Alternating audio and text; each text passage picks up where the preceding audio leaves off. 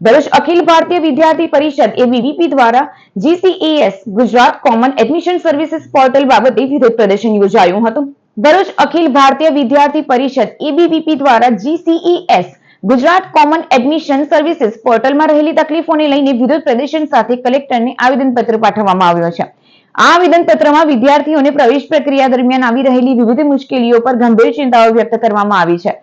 એબીવીપીએ જણાવ્યું છે કે જીસીઈએસ પોર્ટલ દ્વારા લેવાતી પ્રવેશ પ્રક્રિયામાં ટેકનિકલ ખામીઓને કારણે અનેક વિદ્યાર્થીઓને યોગ્ય રીતે અરજી કરવા અને કોલેજ પસંદગીમાં મુશ્કેલી પડી રહી છે. ખાસ કરીને રજીસ્ટ્રેશન ફી 300 રાખવામાં આવતા આર્થિક રીતે નબળા વર્ગના વિદ્યાર્થીઓ માટે આ એક વધારાનો ભાર બની રહ્યો છે.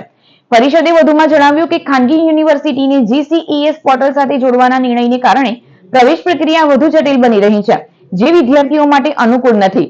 એબીવીપીએ આ નિર્ણયને ફરી વિચારવા અને જરૂરી સુધારા કરવા સરકારને વિનંતી કરી છે. આવેદનમાં મુખ્ય માંગણીઓ તરીકે રજીસ્ટ્રેશન ફી ઘટાડવા અથવા રદ કરવાની, ટેકનિકલ ખામીઓ તાત્કાલિક દૂર કરવાની અને ખાનગી યુનિવર્સિટીઓને પોર્ટલથી અલગ રાખવાની માંગ કરવામાં આવી છે.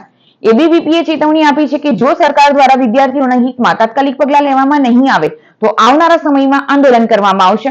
આજરોજ વિદ્યાર્થી પરિષદ દ્વારા ગુજરાત સરકારને વારંવાર રજૂઆત કરવા છતાં જે વિકાસ પોર્ટલમાં ખામી આવી રહી છે તે માટે લઈ કોલેજ કેમ્પસના બહાર વિરોધ પ્રદર્શન કરવામાં આવ્યું છે અને જે પ્રાઇવેટ યુનિવર્સિટી છે તેનો વિકાસ પોર્ટલમાં સમાવેશ કરવામાં આવે અને જે વધારાની ફી છે, જે 300 રૂપિયા ફી લેવામાં આવે છે, તે મધ્યમ વર્ગના વિદ્યાર્થીઓને જે એના લીધે જે એડમિશન મળતા નથી, તે માટે ગુજરાત રાજ્ય સરકારને માંગ છે કે એ ફી ઘટાડો કરી અને પ્રાઇવેટ યુનિવર્સિટીને વિકાસ પોર્ટલમાં સમાવેશ કરવામાં આવે.